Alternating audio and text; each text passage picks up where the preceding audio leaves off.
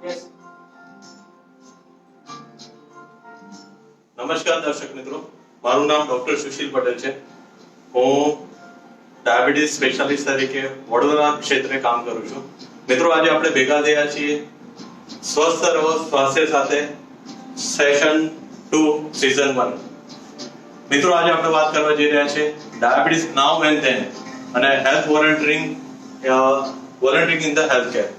મિત્રો, આપણી સાથે આજે બે ખૂબ મોટા હસ્તીઓ ભેગા થઈ રહ્યા છે જે આપણને આ વિશે માર્ગદર્શન આપશે। ઘણી વખત આપણા જીવનમાં એવું બનતું હોય છે કે કોઈક નાની એવી અંતસ્ફૂર્ણા થઈ જાય કે જે આપણું આખું જીવન બદલી શકે છે, અને એ જીવન બદલી જાય છે એવી રીતે કે જે માનવ સેવા માટે આખું જીવન સમર્પિત થઈ જાય છે। તો આપણી પાસે આજે એવા બે વ્યક્તિ છે જેમણે પોતાનું આખું જીવન માનવ સેવામાં સમર્પિત કરી દીધું હોય। મિત્રો, આના એક પ્રસંગ મને યાદ આવે છે। 1989 ની એક વાત છે, 89 ની વાત છે કે મોરબીનો મચ્છુ ડેમની દુર્ઘટના આપણને સૌને ખબર છે। મોરબીના મચ્છુ ડેમની જ્યારે દુર્ઘટના થઈ ત્યારે અમદાવાદમાં ભણતો એક નવજુવાન જે MBBS માં સેકન્ડ યરમાં ભણતો હતો, એ વખતે ભણતા જ્યારે એમને મોરબીના મચ્છુ ડેમ દુર્ઘટના વિશે સાંભળ્યું તો તાત્કાલિક ધોરણે એમની સાથે ભણતા બીજા છોકરાઓ અને એમના સિનિયર ડોક્ટરોને પણ એક આખી ટીમ બનાવીને મોરબીમાં સેવા કરવા માટે જતા રહ્યા અને સળંગ 7 થી 10 દિવસ સુધી ત્યાં સેવા કરી। આ સેવા દરમિયાન ત્રીજો દિવસ જ્યારે થયો, એ ત્રીજા દિવસે જ્યારે રાત્રે જમવા ગયા ત્યારે એમને યાદ આવ્યું કે એ દિવસ એમનો જન્મદિવસ હતો, અને એ દિવસે એમણે ઘણી બધી લાશો જોઈ હતી જે મોરબીના મચ્છુ ડેમના લીધે વ્યક્તિઓએ જીવ ગુમાવ્યો હતો। અને આ જીવનની આ જે ઘટના બની જેમાં પોતાની બર્થડે પણ ભૂલી ગયા એવા કાર્યરત થઈ ગયા હતા સેવાના કામમાં, તો એવા વ્યક્તિ સાથે આજે આપણે મુલાકાત કરવા જઈ રહ્યા છીએ। આપણી સાથે છે ડોક્ટર મયુર પટેલ। ડોક્ટર મયુર પટેલનો આપણે ટૂંકમાં પરિચય મેળવીએ તો મયુર પટેલ સાહેબ જે છે એ સ્વાસ્થ્ય ડાયાબિટીસ કેરમાં એઝ અ ચેરમેન તરીકે ફરજ બજાવે છે। સ્વાસ્થ્ય ડાયાબિટીસ કેર ગુજરાતનું સૌથી મોટું ડાયાબિટીસ સેન્ટર છે। સાથે સાથે એમણે all India institute of diabetes and research ની સ્થાપના 2003 માં કરી, જે વર્ષોથી એ કામ કરતા હતા વોલેન્ટિયર તરીકે સામાજિક ક્ષેત્રે, જે આરોગ્ય ક્ષેત્રે જે કામ કરતા હતા, એને એક નવું વેગ મળી રહે એના માટે all India institute of diabetes and રિસર્ચની સ્થાપના કરી। તો મયુર પટેલ સાહેબ 40 વર્ષનો ડાયાબિટીસ ક્ષેત્રે અનુભવ ધરાવે છે। આપણી સાથે એમની જેવા જ એક મહાન વ્યક્તિ જે આપણી સાથે મોજૂદ છે, જેમનું નામ છે CA કૌશિકભાઈ પટેલ। CA કૌશિકભાઈનો આપણે ટૂંકમાં પરિચય મેળવીએ તો એ અમદાવાદની એક મોટી chartered accountant firm Manubhai and Shah LLP ના મેનેજિંગ પાર્ટનર છે।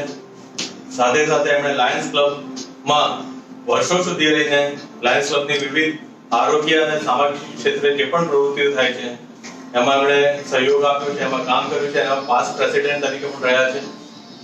સાથે સાથે બારેજા કેળવણી મંડળના એ પાસ્ટ પ્રેસિડેન્ટ રહ્યા છે અને વાઇસ ચેરમેન છે, અને એમાં પણ એ આરોગ્ય ક્ષેત્ર, શિક્ષણ ક્ષેત્રે ખૂબ સારું કામ આપી રહ્યા છે। All India institute of diabetes and research જે હેલ્થ ક્ષેત્રે કામ કરી રહી છે એમાં એ આરોગ્ય ક્ષેત્રે પણ એમની વોલન્ટરી સર્વિસ આપી રહ્યા છે। એની સાથે સાથે એમની જે પોતાની જે એક્સપર્ટાઇઝ છે જે ચાર્ટર્ડ એકાઉન્ટન્ટની, તો ચાર્ટર્ડ એકાઉન્ટન્ટ એસોસિએશન ઓફ અમદાવાદના એ પોતે પાસ્ટ પ્રેસિડેન્ટ રહ્યા છે અને એમાં પણ એ ખૂબ સારી રીતે ખૂબ મહત્વનું કામગીરી પણ બજાવી રહ્યા છે। તો આપણી સાથે આ બે મોટા અને મહાન વ્યક્તિઓ એમના અનુભવ શેર કરવા માટે આપણી સાથે ઉપલબ્ધ છે। મયુરભાઈ અને કૌશિકભાઈ, આપ બંનેનું હું ખૂબ ખૂબ હાર્દિક સ્વાગત કરું છું। સાહેબ, આપથી શરૂઆત કરીશું કે આપનું લગભગ 35 વર્ષનો ડાયાબિટીસ ક્ષેત્ર અનુભવ છે અને 40 વર્ષથી આપ સમાજ સેવામાં કાર્યરત છો।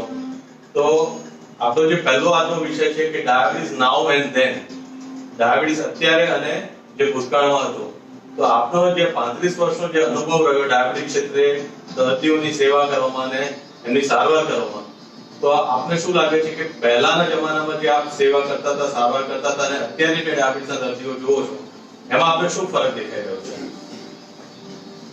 નમસ્કાર મિત્રો, આશા રાખું છું કે આ કોરોનાના સમયમાં તમારી ફેમિલી, તમારા કુટુંબીજનો તથા તમારા સગાવાલા, સાથે સાથે તમારા મિત્ર મંડળમાં બધા મજામાં હશો। જો તમે મજામાં હો તો તમે લાઈક કરો નીચે। જો તમે મજામાં નથી તો we are concern for you. જો તમને મૂંઝવણ હોય તો તમે નીચે સવાલ પૂછી શકો છો, અને જો તમારે મેડિકલ હેલ્પની જરૂર હોય તો તમે એપોઇન્ટમેન્ટ લઈને આવી શકો છો. સ્વાસ્થ્ય ખૂબ જ સેફ જગ્યા છે, કોરોનાથી ડરશો નહીં. તમે એપોઇન્ટમેન્ટ લઈને બતાવવા આવી શકો છો.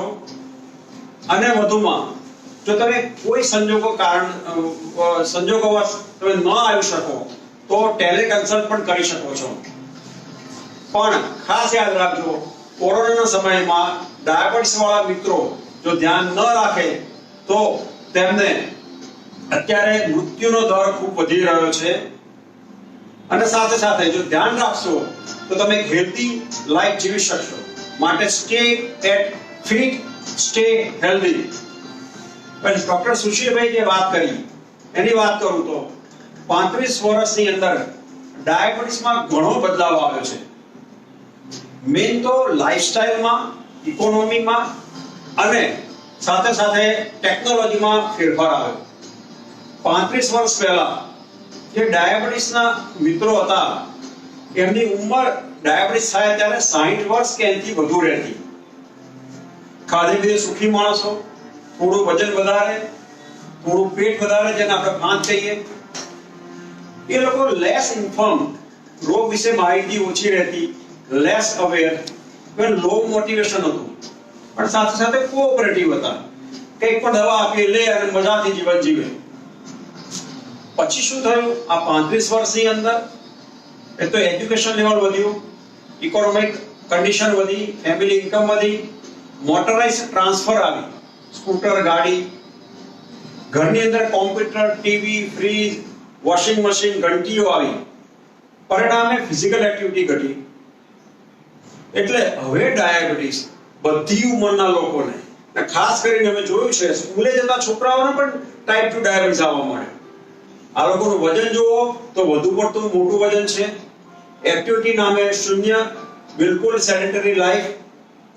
વધુમાં આ લોકોને ઇન્ફોર્મેશન છે રોગ વિશેની. They are well connected, well informed, but indifferent. Who cares attitude, ignorance and arrogance બે ખૂબ મોટો ઇશ્યુ છે આ લોકોમાં. એ લોકોને શું થયું કે આયુષ્ય વધ્યું અને age of onset of diabetes એ નીચે ગયો. પરિણામે યર્સ વિથ ડાયાબિટીસ વધી ગયા. આને કારણે લોંગ ટર્મ કોમ્પ્લિકેશન્સ, ડાયાબિટીસને કારણે આડઅસર જે કહેવાય, એટેક આવો, લકવો પડવો, કિડની ખરાબ થઈ, આંખના પડદામાં નુકસાન થવું, અંધાપો આવો, પગમાં ગેંગ્રીન થવું, પગ કાપાવો પડે, આવી લાંબા ગાળાની આડઅસરો ખૂબ વધી ગઈ. અને વધુમાં આ જે એજ ગ્રુપ છે પ્રોડક્ટિવ એજ છે, જે કેરિયર બનાવવાની હોય, કેરિયરમાં કામ કરતા હોય, એ લોકોને ટાર્ગેટ ઓરિએન્ટેડ જોબ છે. પરિણામે એ ડાયાબિટીસને નિગ્લેક્ટ કરે છે અને ટૂંકા સમયમાં જલ્દી સારું થવું છે એટલે મેજિક પિલની આશા રાખે છે. પરિણામે અત્યારે આ બધી જ મુશ્કેલીનું જડ એ આ ઇગ્નોરન્સ અને એરોગન્સ છે. સાહેબ, આપને ખૂબ સરસ વાત કરી.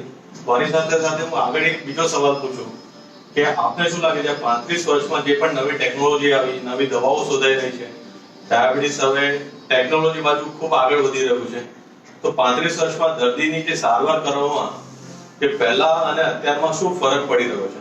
અને સાથે સાથે જે આપણે કહીએ છીએ કે હવે મેડિકલ ક્ષેત્રે કોર્સ ઓફ થેરાપી ખૂબ વધારે વધી રહી છે, તો કોર્સ ઓફ થેરાપી બાબતે આપનું શું કહેવું છે કે પહેલા અને અત્યારમાં શું ફરક થઈ રહ્યો છે? ખૂબ સુંદર વાત કરી. 35 વર્ષ માટે પહેલા ડાયાબિટીસની દવામાં 2 કે 3 દવા હતી, જ્યારે આજે 12 જાતના ગ્રુપ છે. બીજું કે પહેલા ડાયાબિટીસની ટ્રીટમેન્ટ કરવી હતી તો જે રિપોર્ટ કરવા પડતા હતા, મોટા ભાગે લોકો ખાધા પછી 2 કલાકની શુગર ટેસ્ટ કરે અથવા તો યુરિનમાં ટેસ્ટ કરી લે, ભાગ્યે જ ભૂખ્યા પેટની રિપોર્ટ કરે અને પછી દવા કરતા. આજે એક બેટરી ઓફ ટેસ્ટ, ઘણા ટેસ્ટ કરવા પડે છે. પરિણામે કોસ્ટ ઓફ થેરાપી વધી ગઈ. જેમ 35 વર્ષ પહેલા એ જગ્યાથી બીજી જગ્યાએ જવું હતું તો સાયકલ ઉપયોગ કરતા, ચાલતા જતા, બસમાં જતા, કે ગામડાવાળા લોકો ગાડાનો ઉપયોગ કરતા હતા. આજે શું થયું? સ્કૂટર, ગાડી, પ્લેન, ટ્રેન બધું આવી ગયું. પરિણામે કોસ્ટ ઓફ ટ્રાન્સપોર્ટેશન વધી ગઈ, એમ કોસ્ટ ઓફ થેરાપી પણ વધી ગઈ. પણ હું એક બીજો શબ્દ વાત કરીશ આમાં, cost effective therapy, cost effective treatment. કેમ વાત કરું છું? પહેલા ડાયાબિટીસમાં ખાલી ડાયાબિટીસને જ કંટ્રોલ કરવો પડતો હતો અને યર્સ વિથ ડાયાબિટીસ બહુ ઓછા હતા. 5 થી 10 વર્ષ માણસ જીવતો. 60, 65, 70 વર્ષે ડાયાબિટીસ થાય અને 5, 7, 10 વર્ષમાં એનું મૃત્યુ થાય. આજે હમણાં ઘણા દર્દીઓ 60 વર્ષથી ડાયાબિટીસ સાથે જીવે છે, 50 વર્ષથી ડાયાબિટીસ સાથે જીવે છે. તો યર્સ વિથ ડાયાબિટીસ વધી ગયો, એની આડઅસર વધી ગઈ. હવે એ ઇન ટ્રીટમેન્ટ એકલી ડાયાબિટીસ કંટ્રોલ કરવો જરૂરી નથી. ડાયાબિટીસની જોડે જોડે લાંબા ગાળની આડઅસર ન થાય. આંખ ઉપર, મગજ પર, કિડની પર, હૃદય પર ના કોઈ પણ વસ્તુ થાય એની પહેલા અટકાવવી ખૂબ અગત્યની છે. એ કહેવત છે ને, prevention is better than cure and it is always cost effective. કહેવાનો મતલબ છે એટેક થાય, લકવો પડે, કિડની બગડે, ગેંગ્રીન થાય, પગ કાપવો પડે, અંધાપો આવે, એ પહેલા ન થાય માટે કરવું જોઈએ. એટલે તમારે ભગવાને સરસ શરીર બનાવ્યું છે. આ કોઈ બી વસ્તુ રાતોરાત થતી નથી, રાતોરાત ખબર પડે છે. તો એવા ઘણા ટેસ્ટ છે જે તમે સમયસર કરો, શરૂઆતથી કરો, તો રિવર્સિબલ ફેઝમાં આપણે એનું નિદાન થાય છે અને પ્રિવેન્ટ થાય છે. માટે એવા ટેસ્ટ કરવા ખૂબ જરૂરી છે. જેમ ગાડીને બ્રેક કેમ રાખીએ એક્સિડન્ટ ના થાય, એમ એવી સારવાર કરવી જોઈએ લાંબા ગાળાની આડઅસર ના થાય. માટે આ કોસ્ટ ઓફ થેરાપી તમારી વધી ગઈ. સાથે સાથે પહેલા ડાયાબિટીસના ટેસ્ટ મહિને 2 મહિને 1-2 વખત કરતા હતા, ભૂખ્યા પેટે ખાઈને 2 કલાકે. હવે ઘણી વખત 24 કલાકની સારવાર કરવા માટે, 24 કલાકની શુગર કંટ્રોલ કરવા માટે ટેસ્ટ કરવા પડે છે. એની અંદર કન્ટિન્યુઅસ ગ્લુકોઝ મોનિટરિંગ સિસ્ટમ જેવી ઘણી નવી ટેસ્ટ કરવા પડે છે. 24 કલાકની શુગર બતાવે છે. જેમ રોડ ઉપરનો એક ફોટો પાડો તમે અને 24 કલાકનો વિડીયો ઉતારો, કેટલો ફરક પડે છે. એટલો ફરક સારવારમાં, ડાયાબિટીસમાં શુગર કેટલી વધઘટ થાય છે એનું આપણને જો અંદાજ મળે તો એની ઉપર એની યોગ્ય સારવાર થાય. 24 કલાકની શુગર કંટ્રોલ રહે, સાથે સાથે લાંબા ગાળાની આડઅસરો અટકે. એ માટેની જે આપણે ઇન્વેસ્ટિગેશન છે, એ માટેની જે ટ્રીટમેન્ટ છે, એ હું કઈ સરવાળે આમ મોંઘી પડે પણ કોસ્ટ ઇફેક્ટિવ કહેવાય. કારણ કે કોઈ બી એટેક આવે, લકવો પડે, એની સારવાર ઘણી મોંઘી થાય છે. એના કરતા એને અટકાવવાના જે ઉપાયો છે એ ઘણા સસ્તા છે. વધુમાં ડાયાબિટીસ પ્રિવેન્શન મીન્સ ડાયાબિટીસ થતો અટકાવો. થતો અટકાવો કેવી રીતે કરી શકો?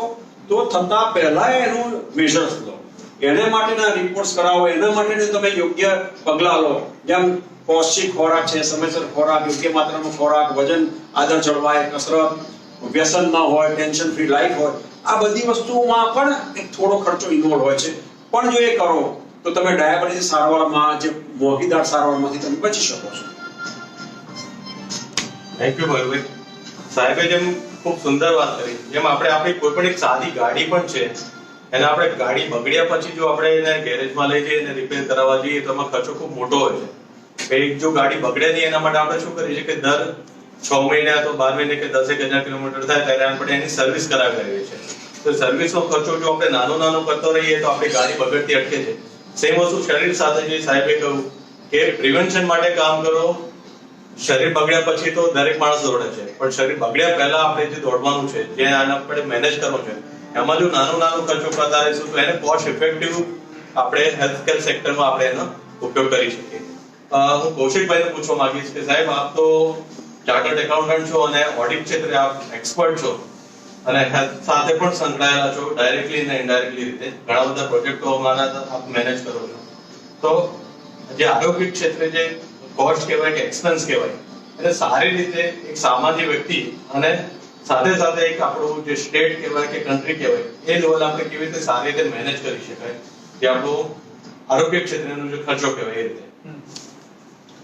નમસ્તે દર્શક મિત્રો, મયુરભાઈએ જે વાત કરી કોસ્ટ ઓફ ટ્રીટમેન્ટ અત્યારે કેમ વધી રહી છે અને અમને સુદાન સહિત સારી રીતે સમજાય, એ જ બાબત અંગે હું થોડી સૈદ્ધાંતિક પહેલા વાત કરું અને પછી સ્પેસિફિક મેટર ઉપર આવું તો આઈ થિંક વ્યાજબી લાગશે. આપણામાં એક અંગ્રેજીમાં સારી કહેવત છે કે money saved is money earn. પૈસો બચાવો એ પૈસો કમાવા બરાબર છે.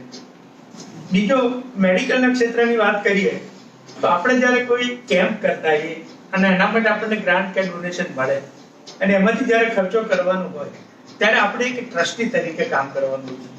અને જ્યારે ટ્રસ્ટી તરીકે કામ કરતા હોઈએ ત્યારે કોસ્ટ મેનેજમેન્ટ બહુ અગત્યની બાબત બની જતી હોય છે.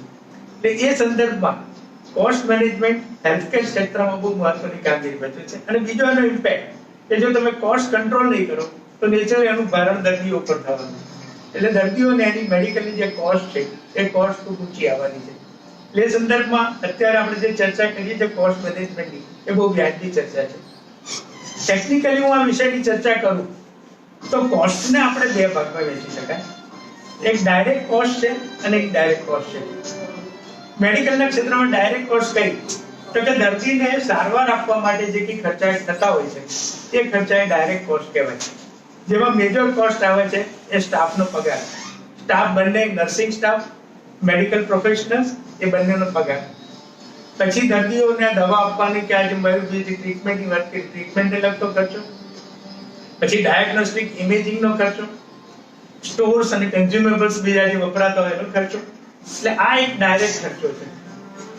બીજો કોસ્ટનું જે એલિમેન્ટ છે એ ઇનડાયરેક્ટ કોસ્ટ, કે ડાયરેક્ટ કોસ્ટ નથી પણ આ ચલાવવા માટે જેને વહીવટી ખર્ચો આપણે કહીએ એ વહીવટી ખર્ચાનો સવાલ આવે. વહીવટી ખર્ચામાં વહીવટી સ્ટાફ એટલે ક્લેરિકલ સ્ટાફનો પગાર, પછી જે બીજા ક્લાર્ક્સ સિવાય લેબરર્સ હોય એમનો પગાર, ત્યાર પછી આ ઓફિસનું જે આખું ઇન્ફ્રાસ્ટ્રક્ચર ઊભું કર્યું હોય તો ઇન્ફ્રાસ્ટ્રક્ચરનું મેન્ટેનન્સ ને રિપેર્સ, એને રિલેટેડ જે ઇક્વિપમેન્ટ્સ કરી દેવાય તો ઇક્વિપમેન્ટ્સનો રિપેર્સ અને મેન્ટેનન્સ, એ બધા ખર્ચાઓ હોતા હોય છે. ઇલેક્ટ્રિસિટી, તમારું રિસર્ચ એન્ડ ડેવલપમેન્ટ, આ બધા ઇનડાયરેક્ટ એક્સપેન્ડિચર પર બહુ મહત્વનો ભાગ ભજવતા હોય છે. એટલે ડાયરેક્ટ કોસ્ટને કંટ્રોલ કરવી તકલીફવાળું કામ છે, ઇનડાયરેક્ટ કોસ્ટ મેનેજ કરી શકાતું હોય છે. બ્રોડર પર્સપેક્ટિવમાં બીજી એક વાત કરું કે કોસ્ટિંગ મેનેજમેન્ટનો બેઝિક પ્રિન્સિપલ શું છે તો એના માટેના ત્રણ હું હંમેશા સલાહ આપતો છું એકાઉન્ટન્ટ તરીકે. પહેલું, તમારી પાસે એક સ્ટાન્ડર્ડ ઓપરેટિંગ પ્રોસિજર હોવી જોઈએ. બીજું, તમારી પાસે બજેટિંગની સિસ્ટમ હોવી જોઈએ. અને ત્રીજું, એક MIS ની સિસ્ટમ હોવી જોઈએ. ફાયદા શું છે આ સિસ્ટમો દાખલ કરવાથી? તો SOP તમારી પાસે હોય એટલે તમારી ઓપરેટિંગ પ્રોસિજર્સ લેટ ડાઉન કરેલી હોય, નક્કી કરેલી હોય, કઈ વ્યક્તિએ કયા સમયે શું કામગીરી કરવાની છે. એટલે એના પરિણામે જે કઈ વ્યક્તિઓ આ ટ્રીટમેન્ટ માટે કામ કરતી હોય એના મગજમાં કન્સેપ્ટ ક્લિયર થઈ જાય છે કે એનો શું કરવાનું છે, અને પરિણામે ડુપ્લિકેશન ઓફ વર્ક એવોર્ડ છે કે એની પાછળ જે સમય જતો હોય તે સમયમાં બચાવ થઈ શકે, which indirectly helps in saving in the cost. Second is budgeting. દરેક સંસ્થાએ, પછી ધંધાદારી સંસ્થા હોય કે ચેરિટેબલ ઓર્ગેનાઇઝેશન હોય, એને આવનારા સમય માટેનું નોર્મલી આપણે એક વર્ષમાં આપણી સરકાર પણ બજેટ બનાવે છે, તો આપણે એક સંસ્થા તરીકે આપણું પોતાનું બજેટ બનાવવું જોઈએ જેમાં અંદાજિત આવક અને ખર્ચ શું થવાના છે એ તૈયાર કરવા જોઈએ. અને એ તૈયાર કરતી વખતે આપણને ખ્યાલ આવે કે આપણી આવકના મર્યાદામાં રહીને આપણે ખર્ચો કરી રહ્યા છે કે નહીં, અને ક્યાં ખર્ચો વધી રહ્યો છે તો ત્યાં કઈ રીતે આપણે એમાં બચત કરી શકીએ. એટલે એનો પણ આપણને ખ્યાલ આવી શકે. એટલે બજેટિંગ એક બીજું અગત્યનું પાસું છે. અને ત્રીજું છે MIS. તમે બજેટ બનાવી દીધું ને મૂકી દીધું એવું જરૂરી નથી, અને એનો અર્થ પણ ના સમજે. એટલે એના માટે રેગ્યુલર મેનેજમેન્ટ ઇન્ફોર્મેશન સિસ્ટમ જોઈએ કે તમે જ્યારે રેગ્યુલર ખર્ચો થતો જાય, હિસાબ લખાતો જાય, ત્યારે એનું નિયમિત સમય અંતરે એ એકચ્યુઅલ ખર્ચો તમારી બજેટની સામે કેટલો થયો છે એની કમ્પેરિઝન કરતા રહેવું પડે. આવકની પણ એ રીતે કમ્પેરિઝન કરતા રહેવું પડે. અને આવક અને બજેટનું, જેને અમે લોકો એકાઉન્ટિંગની ભાષામાં વેરિયન્સ એનાલિસિસ કહીએ છીએ, એ વેરિયન્સ એનાલિસિસ કરતા જવું પડે કે જેથી ખબર પડે કે આપણે ક્યાં ખોટા રસ્તે અથવા તો બજેટની મર્યાદાની બહાર જઈ રહ્યા છે અને એના માટે કયા કરેક્ટિવ એક્શન લેવા જોઈએ. એટલે ત્રણ, SOP, બજેટિંગ અને MIS, એ ત્રણ બ્રોડર પ્રિન્સિપલ્સના આધારે એ કોસ્ટ મેનેજમેન્ટ થઈ શકે. સ્પેસિફિક એલિમેન્ટ પર આવીએ તો હું ત્રણ બાબતોનો વિચાર કરવાનું કહું. પહેલી છે human resource cost. I think it will be forming part of 30 to 40% of your total costing. તમારી જે કુલ આવક ખર્ચો હશે અથવા તો આવક હશે એના 30 થી 40% ખર્ચો આ HR ની પાછળ થતો હશે. HR ની પાછળમાં તમારો મેડિકલ પ્રોફેશનલ્સ અને નર્સિંગ સ્ટાફ એનો સમાવેશ થતો હશે. તો એ કોસ્ટ મેનેજ કરવી બહુ અગત્યની બની રહી છે. અમારા પ્રોફેશનમાં પણ આ જ પ્રશ્ન આવે છે કે HR it becomes any profession because ultimately our major cost is the human resource cost. એટલે એના ઉપર આપણે જેટલો કંટ્રોલ કરી શકીએ, it's of course it is not possible to control direct, કારણ કે એમાં ઘણા હ્યુમન એલિમેન્ટ ઇન્વોલ્વ થયેલા હોય છે. એટલે એ પણ આપણે ધ્યાન રાખવું પડે. બહુ પ્રેક્ટિકલ બાબત છે આ, પણ એ આપણે ધ્યાન રાખવું પડે. પણ પ્રિન્સિપલી ધ્યાન એનું રાખવું પડે કે you must have a right type of people, right number of people should have a right skill for the any workload of the processes which we have. એટલે એ પ્રમાણે જો આપણી પાસે માણસો હશે તો આપણે હ્યુમન રિસોર્સ કોસ્ટને કંટ્રોલ કરી શકીશું. સાથે સાથે એમનું કોમ્પેન્સેશન પેકેજ એવું હોવું જોઈએ કે which brings them proper level of satisfaction. તો એનું ઇનપુટ એ પ્રોપરલી આપી શકશે. અને એના માટે અમારે ઘણી વાર યશભાઈ પણ મારી જોડે વાત કરતા હોય છે, તો અમે એમને સજેસ્ટ કરીએ કે it has to be a performance linked incentive. જે વ્યક્તિ પ્રોફેશનલ જે પરફોર્મન્સ આપતો હોય એના આધારે એનું કોમ્પેન્સેશન નક્કી થાય તો નેચરલી એનું બેસ્ટ ઇનપુટ આપશે અને which will indirectly result into saving in the cost. So managing human resource cost is the most important part of the cost management. Second, I would say inventory management. બીજો મહત્વનો ખર્ચો છે એ તમારો આપણે inventory મેનેજમેન્ટમાં even equipment કોસ્ટનો બી સમાવેશ કરેલી છે અને એ સિવાય તમારી મેડિસિન્સ, કન્ઝ્યુમેબલ્સ એ બધામાં સમાવેશ થાય છે. તો ઇન્વેન્ટરી મેનેજમેન્ટમાં તમારે ધ્યાન રાખવું પડે કે તમે જરૂર પૂરતી ઇન્વેન્ટરી કેરી કરો છો કે જેના પરિણામે જ્યારે જરૂર પડે ત્યારે વસ્તુ મળી રહેવી જોઈએ અને સાથે સાથે એમાં ઓવર ઇન્વેસ્ટમેન્ટ પણ ના થવું જોઈએ કારણ કે ઇટ ઇન્વોલ્વ્સ કોસ્ટ. એટલે મહત્વની બાબત છે કે વસ્તુનું યોગ્ય સ્ટોકિંગ થવું જોઈએ. Secondly procurement policy. તમે જ્યારે પ્રોક્યોરમેન્ટ કરતા હોય ત્યારે ડાયરેક્ટ જો મેન્યુફેક્ચરર પાસેથી ખરીદવા જાઓ તો તમને સસ્તી પડશે રાધર દેન એના ડિસ્ટ્રીબ્યુટર કે ડીલર પાસે જશો. થર્ડલી નેગોશિએશન, પ્રાઇસ નેગોશિએશન, કે તમે એનું પેમેન્ટ ટર્મ્સ એવી રીતે નેગોશિએટ કરો જો તમારી પાસે ફાઇનાન્સ પરમિસિબલ થતું હોય અને તમે અર્લી પેમેન્ટ આપો તો તમે ડિસ્કાઉન્ટનો પણ લાભ લઈ શકો છો. આ બધી કોમર્શિયલ ટર્મ્સ છે ઓફકોર્સ, પણ એનાથી તમારી ઇન્વેન્ટરી મેનેજમેન્ટની કોસ્ટને લીધે કોસ્ટ મેનેજમેન્ટમાં ઘણો ફાયદો થશે. અને ત્રીજી મહત્વની બાબત છે યુઝ ઓફ ટેકનોલોજી. અત્યારે ટેકનોલોજી લગભગ દરેક ક્ષેત્રમાં આવી છે અને મારી જાણ પ્રમાણે મેડિકલના ક્ષેત્રમાં તો ટેકનોલોજી ઘણા વર્ષો પહેલા આવી ગઈ છે.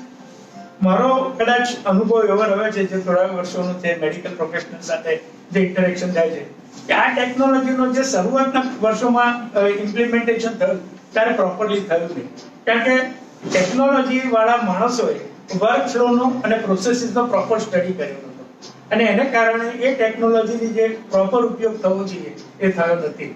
પણ હવે આઈ થિંક ડોક્ટર્સમાં અત્યારે તો પેલો આર્ટિફિશિયલ ઇન્ટેલિજન્સ, રોબોટિક્સ એનો જમાનો આવી ગયો છે. એ સંદર્ભમાં હવે ટેકનોલોજીનો જો ઉપયોગ કરવામાં આવે તો ઘણા એવા કાર્યો જે છે એ આપણે ખૂબ જ ઝડપથી કરી શકીએ, વધારે એક્યુરેટ રીતે કરી શકીએ, હ્યુમન રિસોર્સ પરનું ડિપેન્ડન્સ ઘટાડી શકીએ અને which will ultimately result into reduction in the cost.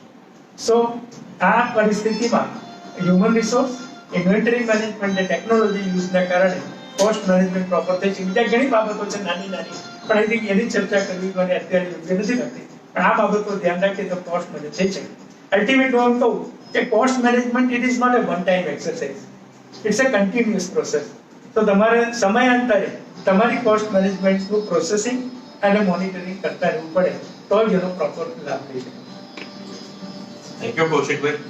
Kaushikbhai આપણને ખૂબ સરસ મેસેજ આપ્યો કે દરેક હોસ્પિટલ્સ, નાના ક્લિનિકથી માંડીને મોટા હેલ્થ સેક્ટર્સ, ગવર્મેન્ટ સેક્ટર્સમાં પણ જ્યાં હેલ્થની વ્યવસ્થા સચવાઈ રહી છે કે દરેક ક્ષેત્રમાં આ જે સાહેબે 3 પોઈન્ટ કીધા એ આપણા માટે ખૂબ કામના છે.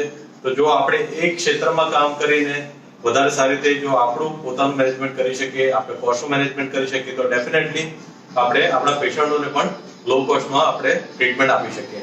તો મારી આપ સૌને રિક્વેસ્ટ છે કે આપના સાથે જેટલા પણ જે હોસ્પિટલ ઓનર્સ છે અથવા તો હોસ્પિટલ મેનેજમેન્ટ સ્ટાફ જે તમારી સાથે ઇન્વોલ્વ હોય, તમારા ફ્રેન્ડ સર્કલમાં હોય, એ સૌને આ લિંક શેર કરો, એ સૌને આમાં ટેગ કરો કે જેથી એ લોકો પણ આ વિશેનો વધારે માહિતી મેળવી શકે. સાથે સાથે આપને કોઈ પણ કન્ફ્યુઝન થતું હોય તો આપ નીચે ચેટ બોક્સમાં તમે કોમેન્ટ લખી શકો, તમે ક્વેશ્ચન પૂછી શકો. આપણી પાસે મયુરભાઈ અને કૌશિકભાઈ અહીંયા અવેલેબલ છે થોડા સમય સુધી, તો આપનો લાઈવ તમને તમારી મૂંઝવણનો આન્સર મળી શકે. આપણે ટોપિકને આગળ વધારીએ. વોલન્ટરિંગ ઇન હેલ્થકેર. મયુરભાઈ સાહેબને પ્રશ્ન પૂછવા માંગીશ કે સાહેબ આપ તો 40 વર્ષથી આરોગ્ય ક્ષેત્રે અને સામાજિક ક્ષેત્રે બંને ક્ષેત્રે વોલન્ટિયર તરીકે એક્ટિવ છો. તો આ વોલન્ટિયર તરીકેનો આપનો જે 40 વર્ષનો જે અનુભવ છે એ અનુભવ વિશે થોડી આપ વાત કરશો. બાળપણથી જ મને માતા પિતાએ સંસ્કાર આપેલા કે માનવ ધર્મ, માનવ સેવા એ જ ઉત્તમ સેવા છે. અને મારા માતા પિતા પણ ગજા બહારની ઉપર જઈને લોકોને મદદ કરતા. એના કારણે જ મેં મેડિકલ પ્રોફેશન પસંદ કર્યો. આપ સૌ જાણતા હશો કે મેડિકલ પ્રોફેશનમાં વાંચવાનું ઘણું હોય, સમય ઘણો જાય, લેન્ધી કોર્સ હોય છે અને ઉજાગરા થતા હોય છે, સમયની વ્યસ્તતા હોય. સાથે સાથે પ્રેક્ટિસમાં આવ્યા પછી તમે કુશળ ડોક્ટર હો તો પણ તમે ઓવર બિઝી હો, સમયની વ્યસ્તતા હોય. પણ આ સમયની વ્યસ્તતા મેં મારા સામાજિક કાર્યોમાં આડે આવવા નથી દીધી. મેડિકલ સ્ટુડન્ટ હતો ત્યારે પણ હું ફાઉન્ડર NSS લીડર હતો અને મેડિકલ કોલેજના વર્ષો દરમિયાન હું ડાયગ્નોસ્ટિક કેમ્પ કરતો, નો યોર બોડી કેમ્પ કરતો, પૂર કે દુષ્કાળ જેવી હોનારતોમાં પણ મેડિકલ એક્સપર્ટની ટીમ લઈને એ સ્થળે જતો. લાઇટ પાણી વગરના ગામડામાં 10-10, 15-15 દિવસ રહેતો, મેડિકલ એક્સપર્ટ્સની આખી ટીમ લઈને જતો અને ત્યાં રહેતા એમના હેલ્થ રિલેટેડના પ્રોબ્લેમ સોલ્વ કરતા. એનો એક ખાસ વાત કરું, આવા જેટલા ગામડામાં ગયો તો એ લોકોનો ખૂબ અપાર પ્રેમ સહકાર મળ્યો. આજની તારીખે પણ 43 વર્ષ થયા સૌથી પહેલો કેમ્પ ચાલુ કર્યો 77માં. એ લોકો પણ આજની તારીખે પણ અમને યાદ કરે છે. હવે 35 વર્ષથી તો મેડિકલ પ્રેક્ટિસમાં એઝ અ ડાયાબિટીસ સ્પેશિયાલિસ્ટ કામ કરું છું અને આપ સૌ જાણો છો 4 વાગ્યા પહેલા મારી સ્પેશિયાલિટીની પ્રેક્ટિસ કરું છું.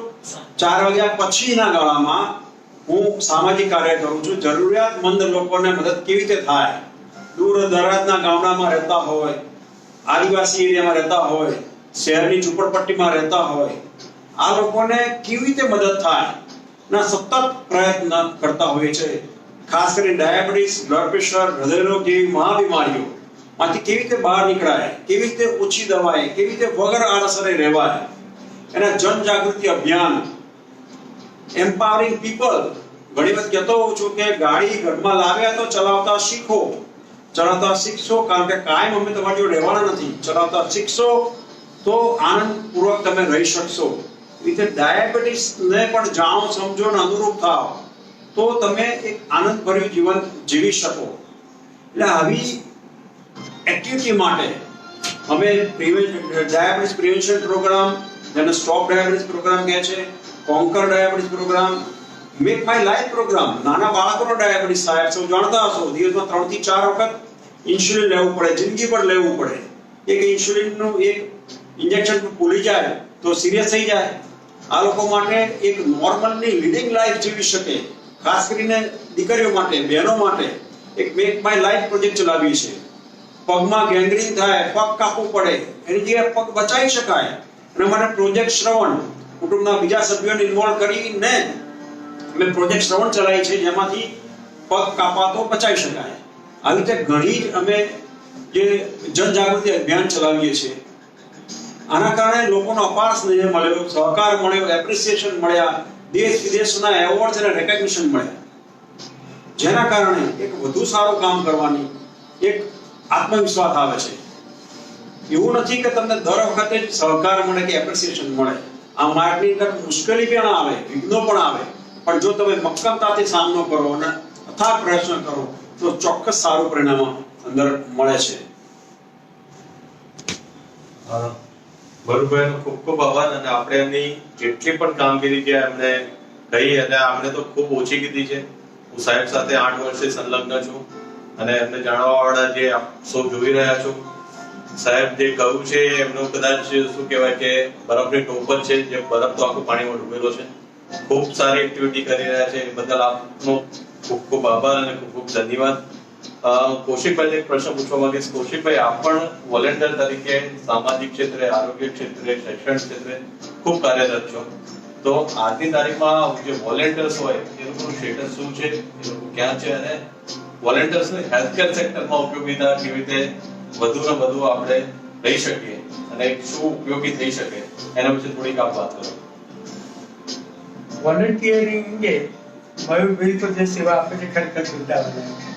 આટલો બધા બિઝી હોવા છતાંય એ જે સમય ફાળવે છે જુદી જુદી પ્રવૃત્તિઓમાં, ખરેખર તમને ખૂબ ખૂબ અભિનંદન આપું છું.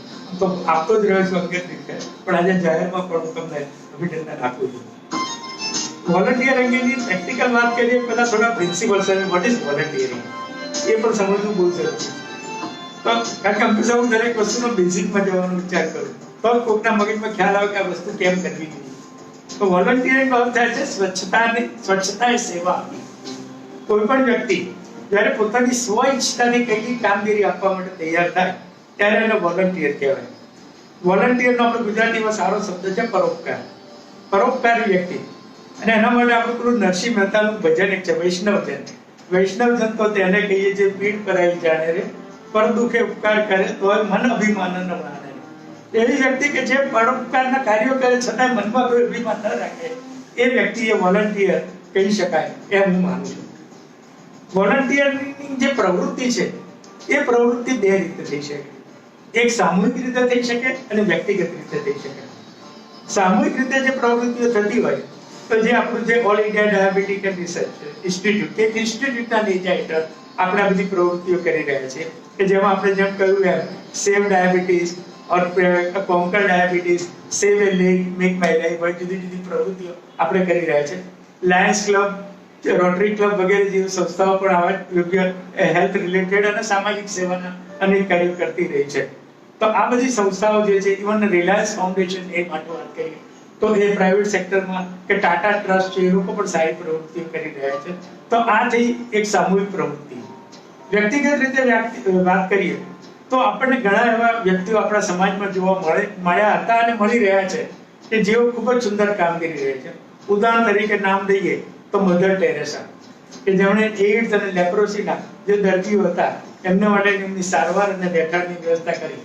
પ્રમુખ સ્વામીનો દાખલો લઈએ તો પ્રમુખ સ્વામી મહારાજે વ્યસન મુક્તિનું જે આંદોલન ચલાવ્યું હતું જ્યાંથી લાખો લોકોને વ્યસનમાંથી એમને મુક્તિ અપાવી અને એમના ઘર ઉજળતા બચાવી લીધા.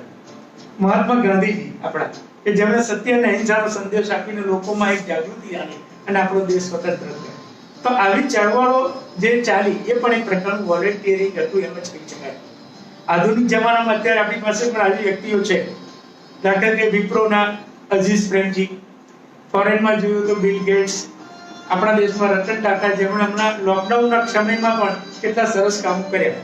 તો આવી વ્યક્તિગત રીતે પણ આ લોકો કામગીરી કરી રહ્યા છે. એટલે કહેવાનું તાત્પર્ય છે કે સામૂહિક અને વ્યક્તિગત રીતે વોલન્ટિયરિંગની કામગીરી કરી શકાય છે. હવે સવાલ આવે વ્યક્તિગત રીતે તમે કઈ રીતે વોલન્ટિયરિંગ કરી શકો. પ્રશ્ન છે કે વોલન્ટિયરિંગ ફક્ત પૈસા આપવાથી થઈ શકે એ જરૂરી નથી. ફક્ત પૈસો જ કામ નથી કરતો. વ્યક્તિ પાસે જે કંઈ હોય એ આપવાથી પોતાની વોલન્ટિયરિંગ કેટેગરીની કામગીરી કરી શકે. અને આ સંદર્ભમાં હું નાનકડી ગુરુ નાનકની એક વાત છે પણ કહેવાનું કહીશ તો આ સ્થાને નહીં ગણાય. એક ગરીબ વ્યક્તિ ગુરુ નાનક પાસે જાય છે અને એને કહે છે કે ગુરુજી હું ખૂબ જ ગરીબ છું અને મારી ગરીબાઈ કઈ રીતે દૂર થઈ શકે. ગુરુજીએ એને પૂછ્યું કે તું કઈ આપવાનું શીખ્યો છે? તો કે મારી પાસે કઈ છે જ નહીં તો હું શું આપું? તો કે સાંભળ તારી વાત ખોટી છે. તારી પાસે સુંદર ચહેરો છે તો એ ચહેરાથી કોઈને તું મુસ્કાન આપી શકીશ.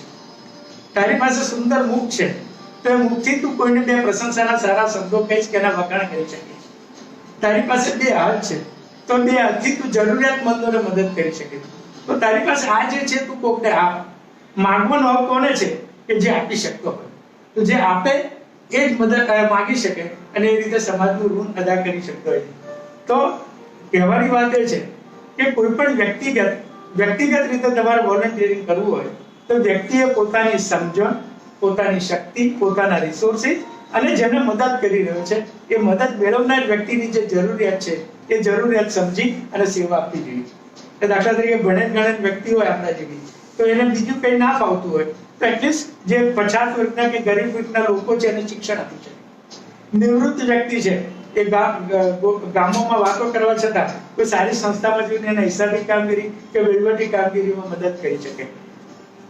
બીજો યુવાન વર્ગ છે તો પોતે શ્રમદાન આપી શકે અથવા તો અત્યારે તો ટેકનોલોજીનો ટાઈમ છે તો કોઈ પણ સંસ્થામાં જઈ અને ટેકનોલોજીનું સેટઅપ કરવામાં મદદ કરી શકે. એટલે આ રીતે જુદા જુદા વર્ગના લોકો જુદી જુદી રીતે વોલન્ટિયરિંગની કામ કરી શકે.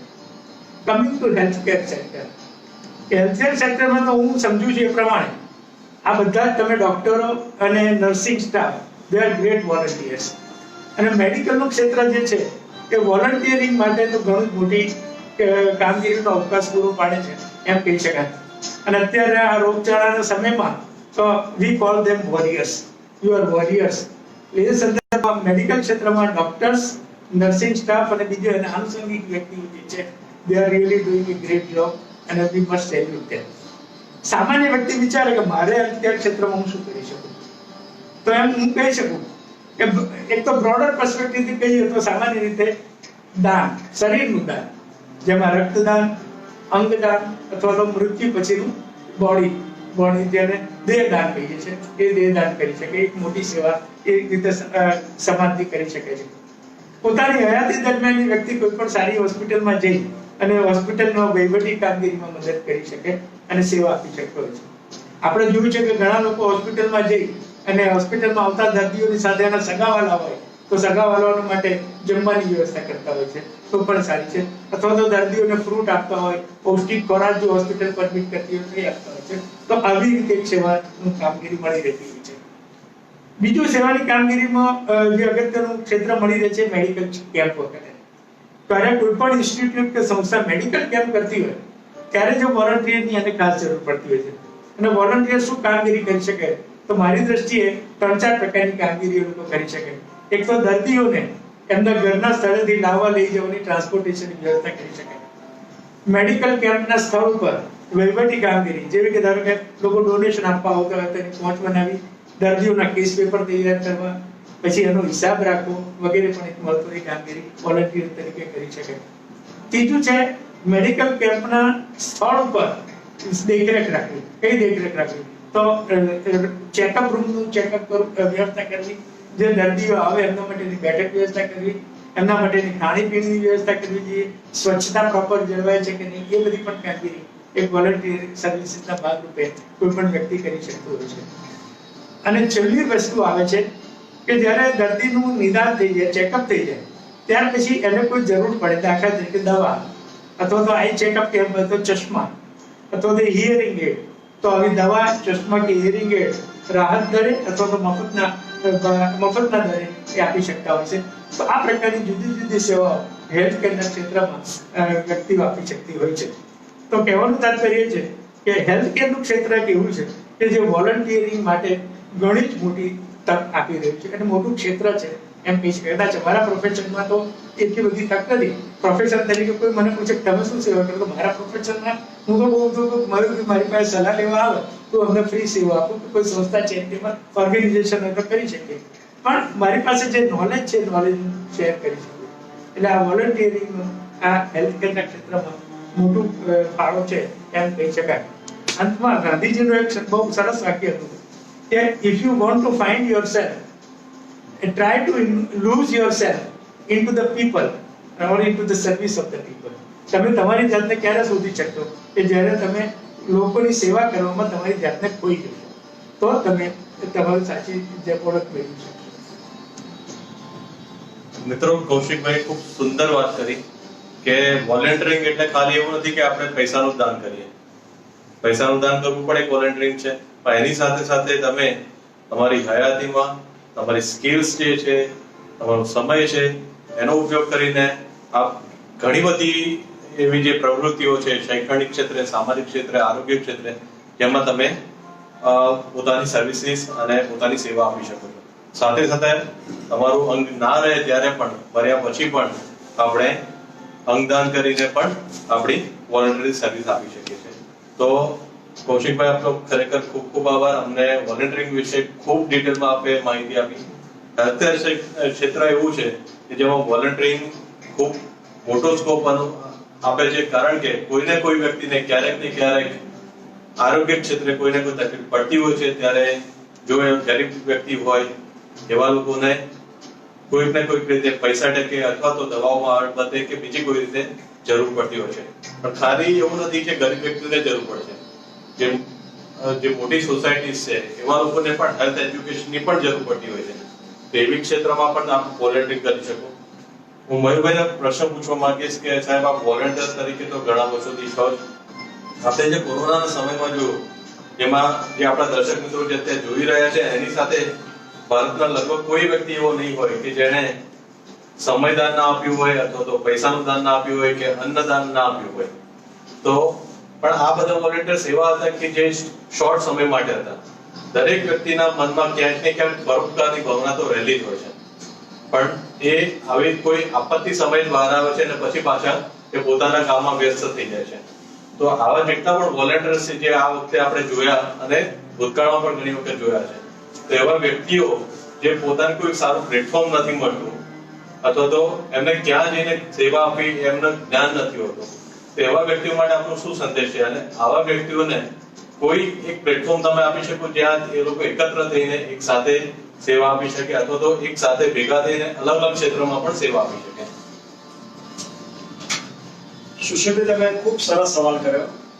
જોડે જોડે કૌશિકભાઈએ ખૂબ સુંદર વાત કરી. આ કોરોનાના પીરિયડમાં, આ લોકડાઉનના પીરિયડમાં આપણને બધાને જ એક સુંદર એક લેસન, એક સમજવા જેવી વસ્તુ મળી કે ઇકોનોમી કરતા હેલ્થ વધારે ઇમ્પોર્ટન્ટ છે. આપણી જૂની કહેવત છે, પહેલું સુખ છે જાતે ન રહે. કહેવાનો મતલબ છે, સુશીલભાઈ વાત કરીએ, અત્યારે લગભગ બધા જ હેલ્થ કન્સર્ન છે ને એકબીજાને હેલ્પ કરે છે, પણ આ ડ્રાઈવ તમારી જતી ના રહે. કોરોનાના પીરિયડની અંદર પણ જો તમારી ઘરની બાજુમાં કોઈને કોરોના થયો હોય, એ ક્વોરન્ટાઇન થયેલા હોય, તો તમે એને નફરત નહીં કરો, એનાથી ગભરાવો નહીં. એને ભલે ફિઝિકલ તમે ડિસ્ટન્સ રાખો, એનાથી દૂર રહો, પણ ફોન કરીને તમે વાત કરી શકો છો. એને કઈ ગ્રોસરી લાવી છે, બીજું કઈ નાનું મોટું કામ છે, તમે હેલ્પ કરી શકો છો. તમારા ઘરમાં પણ કોઈને કોરોના થયો છે તો તમે એને બી હેલ્પ કરી શકો, ત્યાંથી કામ ચાલુ કરો. પછી સોસાયટીની વાત કરો, પછી સમાજની વાત કરો, તમારી જ્ઞાતિની વાત કરો, તમારા સિટીની વાત કરો, તમારા ગામડાની વાત કરો. જ્યાં બી તમે આંખ ખોલીને જોશો તો મદદની ખૂબ જરૂર છે. તો કોરોનાના પીરિયડમાં મદદ કરો જ કરો, કોરોના પછી પણ તમે તમારી વ્યસ્તતાને વચ્ચે ન લાવો. તમારો ટાઈમ, એફર્ટ, એનર્જી, મની જે ભાવે એનો એક થોડા સમય માટે, આખા દિવસના 1 કલાક, 2 કલાક, અડધો કલાક, જે ભાવે, અઠવાડિયામાં 1 કલાક ફાવે, તો તમે એનું યોગદાન આપો. આની ખૂબ જરૂરિયાત છે. બીજી વાત, પર્સનલ લેવલે તમે જો આના સિવાય કરવા માંગતા હો તો નજીકની સારી સરકારી સંસ્થા છે, એ જે સારું કામ કરે છે, કૌશિકભાઈની વાત કરી એવી ઘણી સંસ્થા છે, એમાં તમે જોઈન થઈ શકો છો. અમારી જોડે બી જોઈન થવું હોય તો આની નીચે તમને ફોર્મ આપ્યું છે, એ ફોર્મની અંદર તમે એ ભરીને મોકલી શકો છો. વધુમાં સારી એનજીઓ સંસ્થા છે જે હેલ્થમાં કામ ન કરતી હોય અથવા કામ કરતી બી હોય, એને પણ કોલેબોરેટિવ મૂવમેન્ટ કરવી હોય તો તમે 2 એનજીઓ વચ્ચે બી સહકાર કરી શકો છો. બિન સરકારી સંસ્થા જોડે બી તમે સહકાર કરી શકો છો. અને જે લોકોને ઇન્ટરેસ્ટ હોય હેલ્થ ક્ષેત્રે કામ કરવાનું અને અમારી જોડે કોલેબોરેશન કરવું હોય તો તમે ચોક્કસ અમારો સહકાર, અમારી જોડે અમારો સંપર્ક કરી શકો છો અને સહકાર અમે ચોક્કસ આપીશું. વધુમાં તમે કોઈ HR હેડ છો, તમે કોઈ CSR હેડ છો, અથવા તો તમે કોઈ કંપની ઓનરે જાણો છો એટલે CSR છે, તમારો મિત્ર છે જેને કંપની છે જેને CSR ના અંડરમાં પૈસા છે, કદાચ તમારા કોઈ ઘરની અંદર ઇમોશનલી કોઈનું મૃત્યુ થાય અથવા તો કોઈ પ્રસંગ છે, સારો પ્રસંગ છે, ડોનેશન કરવા માંગતા હોય તો એવી રીતે પણ તમે સહકાર આપી શકો છો. કહેવાનો મતલબ છે, જાત પોતાનું ઇન્ડિવિડ્યુઅલ તौर પર NGO માં રહીને, NGO નો સહકાર મેળવીને અથવા તો કંપની જોડેથી CSR કાં તો બીજી પ્રકારની હેલ્પ લાવીને તમે મદદ ચોક્કસ કરી શકો છો. ખૂબ ખૂબ આભાર મયુરભાઈ.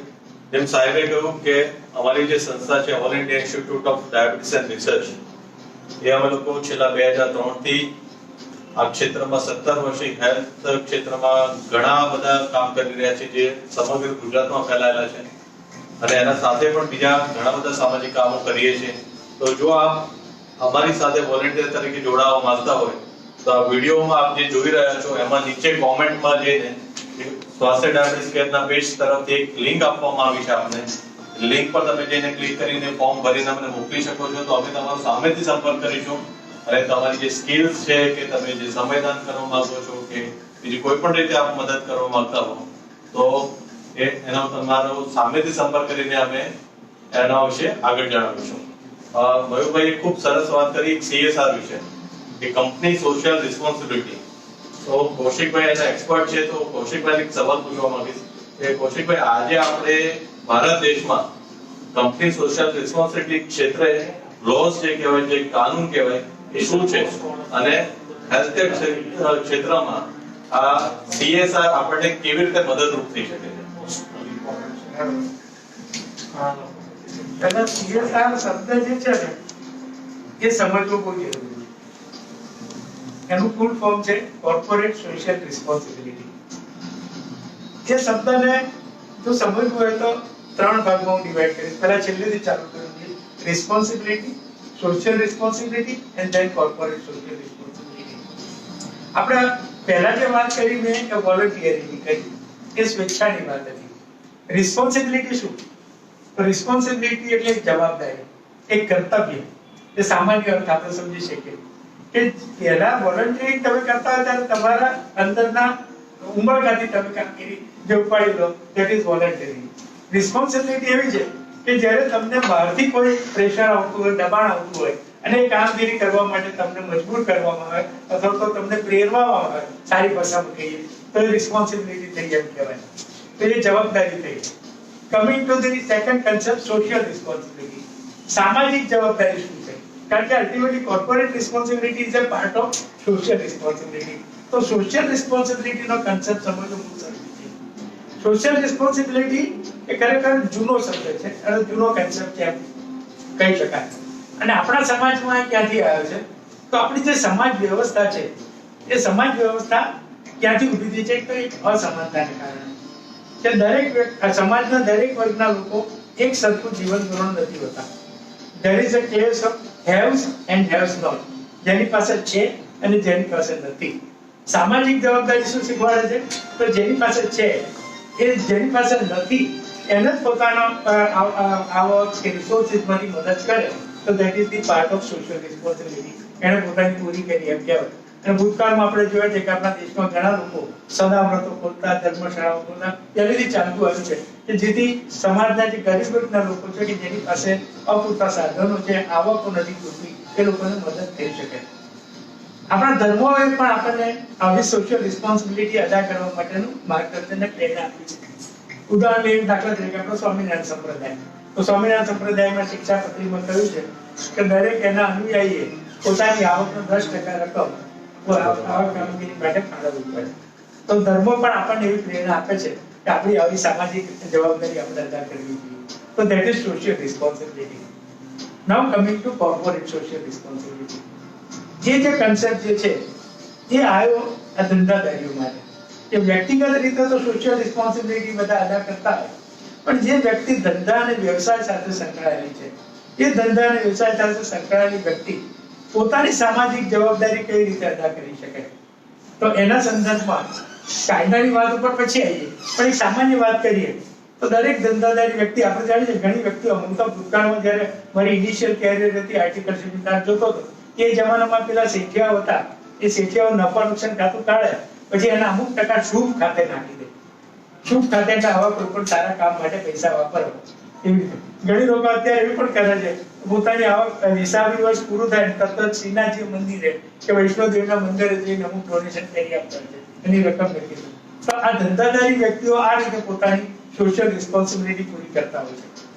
મારી દ્રષ્ટિએ સોશિયલ રિસ્પોન્સિબિલિટી દાન આપવાથી નથી, એ સિવાય પણ કેટલીક જવાબદારીઓ જો આપણે કરવી જોઈએ કે જેનાથી સમાજના લોકોનું જીવન ધોરણ ઊંચું આવે અને લોકોનો ઉત્કર્ષ થાય. એવી કઈ વસ્તુઓ છે કે બાબતો છે કે જેથી એને સોશિયલ રિસ્પોન્સિબિલિટીનો ભાગ ગણી શકાય. દાખલા તરીકે પર્યાવરણની જાળવણી, એન્વાયરમેન્ટ, એને પ્રોટેક્ટ કરો તો નેચરલી આપણે સમાજની મોટી સેવા કરી શકીએ છીએ. ધંધાદારી વ્યક્તિ હોય તો પોતાનો ધંધો પોતાના એથિક્સથી કરે કે જેથી બીજા કોઈને અગવડ ના પડે, કોઈને નુકસાન ન થાય.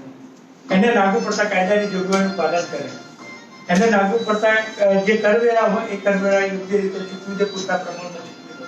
તો these are all social responsibility જે વ્યક્તિ ધંધાદારી વ્યક્તિ પોતે અદા કરી રહ્યો છે એમ કહી શકાય. આપણા બંધારણની વાત કરીએ તો બંધારણમાં પણ એવી જોગવાઈ કરવામાં આવી છે કે સરકાર કોઈ પણ કાયદો કે નિયમ ઘડે ત્યારે ઘડતા પહેલા પણ એને સોશિયલ રિસ્પોન્સિબિલિટીનો ખ્યાલ રાખવો પડે. અને ઘણા બંધારણની એવી કલમો છે કે જેમાં સોશિયલ રિસ્પોન્સિબિલિટીનો ઉલ્લેખ કરવામાં આવે છે. જેમાં ઉદાહરણ તરીકે કહી શકાય કે પછાત વર્ગના લોકોના ઉત્કર્ષ અંગેના પ્રોગ્રામ, એજ્યુકેશન રિલેટેડ ફરજિયાત કેળવણી, એ છે સ્ત્રીઓનો ઉદ્ધાર અને એમનું રક્ષણ, આ બધા જે છે પર્યાવરણની જાળવણી. તો સરકારે જે અમુક કાયદા પણ કર્યા છે, કર્મચારીઓનો ઉત્કર્ષ, એ આપણા બંધારણનો એક ભાગ છે અને એના લઈને જ સરકાર અમુક કાયદા કર્યા છે. દાખલા તરીકે pollution control act, air prevention control act, labour લોઝની વાત કરીએ તો provident fund act, ESI act, સ્ત્રીઓને લગતા ઉત્કર્ષની વાત કરીએ તો હમણાં તમને ખ્યાલ છે તો harassment of woman at work places prevention act, એવો સરકારે કાયદો બહાર પાડ્યો છે. તો આ બધા જે કાયદાઓ સરકારે કર્યા છે એ પણ કોર્પોરેટ સોશિયલ રિસ્પોન્સિબિલિટીનો ભાગ છે એમ જ કહી શકાય. પૈસાની વાત ઉપર આવીએ તો કોર્પોરેટ સોશિયલ રિસ્પોન્સિબિલિટીમાં અગત્યનો જે કાયદો જે છે એ કંપની ધારામાં 1913 માં જ્યારે નવો કાયદો કરવામાં આવ્યો ત્યારે એક મહત્વનો સુધારો કરવામાં આવ્યો. એવું નથી કે કાયદો હતો જ એટલે જ કોર્પોરેટ સોશિયલ રિસ્પોન્સિબિલિટી આવી. એ પહેલા પણ સારી સારી કંપનીઓ જે હતી એ કોર્પોરેટ સોશિયલ રિસ્પોન્સિબિલિટીના કામો કરતી હતી. તમે જુઓ ઘણી કંપનીઓના સર્વે, રિલાયન્સ, ટાટા, એ બધી ગોદરેજ, જે સંસ્થાઓ હતી એ લોકો કોર્પોરેટ સોશિયલ રિસ્પોન્સિબિલિટીના પાલન છે. હેલ્થ ક્ષેત્રમાં, એજ્યુકેશનના ક્ષેત્રમાં, રૂરલ ડેવલપમેન્ટના ક્ષેત્રમાં ઘણા કામ કરતા હતા. પણ સરકારે પછી 1913 ના કંપની ધારામાં અમુક કંપનીઓ માટે CSR ની કામગીરી કરવાનું ફરજિયાત બનાવ્યું. કઈ કંપનીઓ માટે ફરજિયાત બનાવ્યું? તો સરકારે જોગવાઈ એવી કરી છે કે જે કંપનીઓનું નેટવર્ક અગાઉના વર્ષમાં 500 કરોડથી વધારે હોય, અથવા તો એનું ટર્નઓવર કે વેચાણ 1000 કરોડ રૂપિયાથી વધારે હોય, અથવા તો એનો નફો 5 કરોડ રૂપિયાથી વધારે હોય, તો એવી કંપનીએ એના બોર્ડ ઓફ ડિરેક્ટર્સ નક્કી કરે એવા CSR માટે એવી કોર્પોરેટ સોશિયલ રિસ્પોન્સિબિલિટીની પોલિસી તૈયાર કરવી હોય અને પોલિસીના ભાગરૂપે પોતાનો ખર્ચો કરવાનો રહે. અને ખર્ચાની રકમ કેટલી હોવી જોઈએ? તો એ કંપનીના અગાઉના 3 વર્ષનો જે નફો હોય એ નફાની રકમના 2% રકમ CSR ના ભાગરૂપે કંપનીએ ખર્ચવાની રહે. CSR ના ભાગરૂપે કઈ પ્રવૃત્તિઓનો સમાવેશ કરવામાં આવે છે? તો સરકારે જે કાયદામાં જણાવેલી છે એમાં health care and sanitation, ઇરેડિકેશન of poverty and hunger, એટલે ગરીબાઈને ભૂખમરાને દૂર કરવું, rural development, encouragement of sports, encouragement of arts and culture, આ બધા ક્ષેત્રોનો સમાવેશ કરેલો છે. એટલે સરકારની આ જે કાયદાની જોગવાઈ છે એ અન્વયે હેલ્થકેર ક્ષેત્રને પણ કાયદો આપવામાં આવેલો છે. તમારી જાણ માટે કહું તો સરકારે જે આંકડા બહાર પાડ્યા છે તો 2018-19 ના હિસાબી વર્ષ માટે કુલ આપણા દેશની જે બધી કંપનીઓ હતી એ લોકોએ CSR પાછળ 18,000 કરોડ રૂપિયા વાપર્યા અને 18,000 કરોડમાંથી લગભગ 3,000 કરોડનો ખર્ચો હેલ્થ કેર અને સેનિટેશન, એટલે જે લગભગ 17% જેવું થાય. પણ હેલ્થ કેર માટે આ ખર્ચો ઓછો હશે એમ હું માનું છું, કારણ કે તેમાં પેલું સેનિટેશન પણ એ લોકોએ જોડે રાખ્યું છે. અને સેનિટેશનનો ખ્યાલ હોય તો સરકારનો પેલો ટોયલેટ કન્સ્ટ્રક્શનનો પ્રોજેક્ટ હતો એમાં પણ પૈસા ગયા હશે. એટલે હજી મારા માન્યતા પ્રમાણે CSR ના ભાગરૂપે કંપનીઓએ હેલ્થ કેરના ક્ષેત્રમાં ઘણો ઓછો ખર્ચો કરેલો છે એમ કહી શકાય. અને હજી કંપનીઓએ આ ક્ષેત્રમાં ઘણું વધારે યોગદાન આપવાની જરૂર છે એમ લાગી રહ્યું છે. અને માટે ચેરિટેબલ સંસ્થાઓએ પણ આવી કંપનીઓ સાથે ટાઈ અપ કરવું જોઈએ અને પોતાના જે પ્રોજેક્ટ કરી રહ્યા છે એનું પ્રેઝન્ટેશન પ્રોપરલી કરે તો એ કંપનીઓ તરફથી CSR નું જે ફંડ છે એ ફંડ એટ્રેક્ટ કરી શકે. કંપની સિવાયના બીજા ધંધાદારી વ્યક્તિઓ અને વ્યક્તિગત વ્યક્તિઓ હોય એ લોકોને પણ સોશિયલ રિસ્પોન્સિબિલિટીના ભાગરૂપે ઉત્તેજન મળે એટલા માટે ઇન્કમ ટેક્સના કાયદામાં પણ એક જોગવાઈ દાખલ કરવામાં આવી છે. અને ઇન્કમ ટેક્સની કલમ 80G છે કે જ્યારે કોઈ પણ વ્યક્તિ પોતાની આવકમાંથી કોઈ પણ માન્ય સંસ્થાને ડોનેશન આપે તો એ ડોનેશનની રકમના 50% રકમ એની કરપાત્ર આવકની ગણતરીમાંથી એને બાદ આપવામાં આવે છે. તો આ રીતે સરકારે ઇન્કમ ટેક્સના કાયદામાં એક ઇન્સેન્ટિવ આપ્યો છે કે જેથી વ્યક્તિ પોતાની કોર્પોરેટ સોશિયલ રિસ્પોન્સિબિલિટી પૂરી કરી શકે. તો આ કોર્પોરેટ સોશિયલ રિસ્પોન્સિબિલિટીનો જે કાયદાઓ છે એ કાયદાઓનો મુખ્ય ઉદ્દેશ એ લોક ઉત્કર્ષ માટેના કામગીરી સમાજમાં થાય એ માટેનો છે એમ કહી શકાય. આપણે જે વાત કરી કે CSR એટલે હેલ્થકેર ક્ષેત્રમાં કેવી રીતે વધારે ઉપયોગી કરી શકાય અને એને કેવી રીતે વધારે હેલ્થકેર ક્ષેત્રમાં એનો ફાળો લઈને આપણે એને ઉપયોગમાં લાવી શકીએ. એટલે મેં કહ્યું ને કે કંપનીઓ પાસે પૈસા છે, એ પૈસા દરેક કંપનીનો ગોલ શું છે આપણે સમજવું પડે. અને સમજ્યા પછી ફાર્મા કંપની છે તો કદાચ હેલ્થકેર ક્ષેત્રમાં તમને મદદ કરશે, ઇનડાયરેક્ટલી એને બિઝનેસમાં બેનિફિટ પણ થાય છે. પણ એ સિવાયની કંપનીઓને તમારે આ ક્ષેત્રમાં એનું ફંડ લાવવા માટે આપણે આપણી જાતને કે ચેરિટેબલ ઇન્સ્ટિટ્યુશનો જે હેલ્થકેર ક્ષેત્રમાં ઇન્વોલ્વ થયેલી છે એને પોતાનું ક્ષેત્ર જે કામગીરી કરી રહી છે એનું પ્રોજેક્શન કરવું પડે અને એ કરો તો જ તમને એમાંથી લાભ મળે. એટલે જેને બ્રાન્ડ બિલ્ડિંગ કે ઇમેજિંગ કહે છે એ આપણે કરતા રહેવું પડે, જેથી લોકોને ખબર પડે કે ધારો કે AIDF છે તો આજ ડાયાબિટીસનું નામ પડે અને એનું નામ આવવું જોઈએ તો કંપની તમને સૌથી આવે કે ચલો ડાયાબિટીસ માટે આપણે કામગીરી કરવી છે તો CSR ના પૈસા AIDF ને આપો. મિત્રો, કૌશિકભાઈએ CSR ક્ષેત્રે ખૂબ સરસ વાત કરી અને ખૂબ ડિટેલમાં માહિતી આપી જે દરેકે દરેક સામાજિક સંસ્થાઓ અને દરેકે દરેક જે કોર્પોરેટ છે જે લોકો CSR ક્ષેત્રે જોડાયેલા છે એના માટે ઉપયોગી છે. તો આપણે કોરોનાના સમયમાં જોયું છે કે આપણે જ્યારે લોકડાઉન થયું ત્યારે હેલ્થને પહેલી પ્રાયોરિટી આપી અને ઇકોનોમીને પછીની પ્રાયોરિટી આપી. આપણે પણ રૂટીન લાઈફમાં પણ આપણે જ્યારે જોઈએ છે કોઈ પણ વ્યક્તિ અત્યારે પૈસાની પાછળ ભાગી રહ્યો છે. દરેક વ્યક્તિની જિંદગીમાં તમે જુઓ જે 25 થી 50 વર્ષની આજુબાજુની એજ ગ્રુપના છે જે વર્કિંગ એજ કહેવાય એની પહેલી પ્રાયોરિટી હોય છે પૈસા કમાવા એટલે કે નોકરી અથવા તો ધંધો, બીજી પ્રાયોરિટીમાં ફેમિલી કે પછી ફ્રેન્ડ સર્કલ અને છેલ્લી પ્રાયોરિટીમાં હેલ્થ આવતું હોય છે. તો અત્યારે આપણે જે છેલ્લા 3 મહિનામાં જે જોઈ રહ્યા છે કે આપણે બધાએ સૌથી પહેલી પ્રાયોરિટી આપણે હેલ્થને મૂકી છે, એના પછીની પ્રાયોરિટીમાં ફેમિલી અને પછી છેલ્લે ઇકોનોમી. તો જેમ સાહેબે વાત કરી કે CSR શિક્ષણ એ દરેકે દરેક ક્ષેત્રમાં જરૂર છે એટલું જ જરૂરી હેલ્થકેર ક્ષેત્રમાં પણ છે. તો હું આશા પણ રાખું છું ભવિષ્યમાં જેમ અત્યારે આપણે વાત કરી રહ્યા છે સાહેબે વાત કરી કે ટેકનોલોજીનો ઉપયોગ પણ હવે ભવિષ્યમાં ખૂબ વધવાનો છે અને આરોગ્ય ક્ષેત્રે પણ આપણે હવે એ રીતે આગળ જઈ રહીશું. તો CSR પણ આરોગ્ય ક્ષેત્રે વધારે ને વધારે મળે તો આપણી અને આપ સૌની તબિયતમાં એના લીધે કોસ્ટ ઓફ થેરાપી પણ આપણે ઘટાડી શકીએ, એના લીધે આપણે નવા ડેવલપમેન્ટ પણ કરી શકીએ, નવા રિસર્ચ પણ થઈ શકે અને મેડિકલ કેમ્પથી માંડીને દરેક વ્યક્તિ સુધી આપણે પહોંચી શકીએ એવી આશા રાખું છું. મયુરભાઈ સાહેબ, આપણે આજના પ્રોગ્રામ વખતે ઘણા બધા સવાલો આવ્યા છે, આપણા ફેસબુક લાઈવમાં પણ સવાલો આવ્યા છે, ઘણા બધા આપણા જે ટેલિફોન નંબર આપેલા છે લોકોને એના પર પણ સવાલ આવે છે. ઘણા સવાલો એવા છે જે આપણે ગયા વખતના ટોપિકમાં કવર કરી લીધા છે, જેમ કે ડાયાબિટીસ વિશેના ભોજનની માહિતી આપો. આ તો એક ભાઈએ એવું પૂછ્યું છે કે આપણે જે after sometimes body stops again એટલે કે કોઈ દવા અમુક સમય પછી કામ કરતી બંધ થઈ જાય છે તો ઇન્સ્યુલિનની જરૂર પડે છે. મિત્રો, આ બધા સવાલોના જવાબ આપણે ગયા વખતના લેક્ચરમાં આપી લીધા છે. તો આપ સ્વાસ્થ્ય ડાયાબિટીસ કેરના જે ફેસબુક પેજ છે એમાં તમે જોવા જશો તો ગયા શુક્રવારે જે આપણે ફેસબુક લાઈવનું જે પહેલું સેશન કર્યું હતું એમાં ઘણા બધા સવાલોના જવાબ મળી ગયા છે. નિરોગીને ટ્રીટમેન્ટ માટે કોઈ તમે મેડિસિન સજેસ્ટ કરી શકો કે નહીં? આજે કોરોનાનો સમય છે તો એવા સમયમાં ડાયાબિટીસ વાળા વ્યક્તિએ શું ખાસ ધ્યાન રાખવું?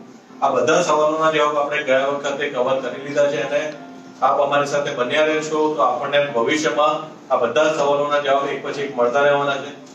આજે આ ટોપિકમાં આપણે વધારે ડિસ્કશન નથી કરતા કારણ કે આજનો ટોપિક કંઈક અલગ છે. સાહેબ, એક સવાલ બીજો આવ્યો છે. એક ટાઇપ 1 વાળા જે છોકરો છે એને સવાલ પૂછ્યો છે કે હું ટાઇપ 1 ડાયાબિટીસ પેશન્ટ છું અને મારે ટ્રીટમેન્ટ માટે અને કન્સલ્ટેશન માટેની મને કિંમત વધારે પડે છે તો એના માટે આપ શું કરી શકો? ખૂબ સારો સવાલ છે. આ સવાલની અંદર તમે એમ નથી કે તમે ક્યાં રહો છો. મારા હિસાબે તમે રહો છો ત્યાં નજીકમાં સારી સંસ્થા હશે. ધારો કે તમે અહીંયા પણ અમદાવાદની નજીકમાં રહેતા હોય ને અહીંયા આવી શકતા હોય, સારામાં સારું છે, અમે તમને હેલ્પ કરીશું. પણ ન રહેતા હોય ને દૂર રહેતા હોય તો નજીકમાં ગવર્મેન્ટની સંસ્થા કાં તો સરકારી જે NGO હોસ્પિટલ છે એમાં જઈને ચોક્કસ તમે સારવાર લઈ શકો છો. અને ઘણી સંસ્થાઓ તમને ફ્રીમાં ઇન્સ્યુલિન પણ આપે છે અને જો તમારે અમારી જરૂર હોય તો તમે ચોક્કસ અમારો સંપર્ક કરી શકો છો. એનો ચોક્કસ રસ્તો નીકળશે. Make my life project under જે મેં આગળ તમને વાત કરી એની અંદર પણ અમે બાળકોને મદદ કરીએ છીએ જે જરૂરિયાતવાળા છે. જરૂરિયાતવાળા એવું નથી કે એ લોકોને આર્થિક રીતે જરૂરિયાત છે, એમને નોલેજ રીતે બી જરૂરિયાત છે. તમે ખૂબ સુંદર રીતે હેલ્પ કરી છે. ટ્રીટમેન્ટ તો કરીશું જ તમને, સાથે સાથે carrier counselling, psychological counselling, marriage counselling, આ બધી જ વસ્તુઓ અમે કરીએ છીએ. જો તમારે એમાં જોડાવવું હોય તો ચોક્કસ તમે જોડાઈ શકો છો. તમે ખૂબ નાની ઉંમર હોય તો તમારા પેરેન્ટ્સને કહો કે અમારા નંબર ઉપર કોન્ટેક્ટ કરે અને અમે એમને ચોક્કસ મદદ કરીશું. બીજો એક સવાલ હતો, જુદો સવાલ હતો, આ જ લોકો ટાઈપ 1 ડાયાબિટીસ વાળા મિત્રોમાં કે ઇન્સ્યુલિન પંપ ની કોસ્ટ હાઈ છે તો શું કરવું? ઇન્સ્યુલિન પંપ જે છે એ એક નાનું એક ડિવાઇસ હોય છે, મોબાઈલથી અડધી સાઈઝનું, પેજર જેટલી સાઈઝનું. એમાં ઇન્સ્યુલિન હોય છે અને એને કેન્ડ્યુલા વાટે શરીરમાં આપવામાં, બહારની જ આખી એપ્લિકેશન છે, શરીરની અંદર ઉતારવાનું હોતું નથી અને એમાંથી ઇન્સ્યુલિન જર્યા કરે. એટલે જેમ આર્ટિફિશિયલ પેન્ક્રિયાસ કહેવાય, જેમ પેન્ક્રિયાસમાં ઇન્સ્યુલિન બને છે અને શરીરમાં જાય છે, એ રીતે પંપમાંથી ઇન્સ્યુલિન જાય. જે બાળકને દિવસમાં 4 વખત ઇન્સ્યુલિન લેવું પડે છે એની જગ્યાએ એની કેન્ડ્યુલા વાટે ઇન્સ્યુલિન જાય અને કેન્ડ્યુલા દર 3 દિવસથી 4 દિવસે બદલવાની થાય. તો એ હિસાબે એની પીક બી ઘટી જાય અને એટલે એને કોમ્પ્લિકેશન્સ વગરનું, થોડા ઓછા ઇન્સ્યુલિન વગરનું, થોડા ઓછા પ્રીક સાથે એ વગર આડઅસરે લાંબુ જીવી શકે. ઇન્સ્યુલિન પંપની કોસ્ટ જે છે એ કંપનીએ કોસ્ટ નક્કી કરી છે, ગવર્નમેન્ટે કોસ્ટ નક્કી કરી છે, એમાં હું કંઈ ન કરી શકું. પણ જો થોડા ઘણા વધારે તમારા જેવા મિત્રો ભેગા થાય અને બલ્કમાં પરચેસ કરે તો પણ એ સસ્તું પડી શકે. કોઈ સહકારી સંસ્થા તમને હેલ્પ કરે તો પણ સસ્તું પડી શકે. થેન્ક યુ સાહેબ. તો મિત્રો આજનું આપણું જે સેશન છે ખૂબ ઇન્ફોર્મેટિવ રહ્યું. આપણો જે ટોપિક હતો વોલેન્ટિયરિંગ ઇન હેલ્થકેર અને ડાયાબિટીસ નાઉ એન્ડ ધેન.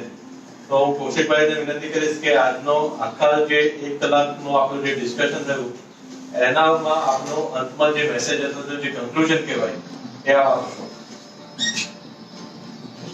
ખરેખર આજની ચર્ચા ખૂબ જ ફળદાયી રહી. મને પોતાને પણ ઘણું જાણવા મળ્યું એમ કહી શકાય. અને વોલન્ટિયર અંગેનો જો મારો ખ્યાલ હતો, કન્સેપ્ટ હતો, મેં થોડું વાંચ્યું અને અહીંયા હાજર રહ્યો એને લીધે મને ફાયદો થયો. એ બધી સમાપનમાં એવું કહીશ કે આજનો આપણો વિષય હતો કે આજના સંદર્ભમાં ખૂબ જ મહત્વનો બની ગઈ છે. આજે COVID-19 જે પેન્ડેમિક ચાલી રહ્યો છે તે સમયમાં લોકોએ જે તન મન અને ધનથી જુદી જુદી સેવાઓ કરી છે એ ખરેખર વોલન્ટિયરિંગનું એક બહુ સારું ઉદાહરણ છે. એ સંદર્ભમાં હમણાં જ બ્રહ્માકુમારી શિવાની ગરીબાના દિવ્ય ભાસ્કરમાં એક લેખ આપ્યો હતો, સેવા.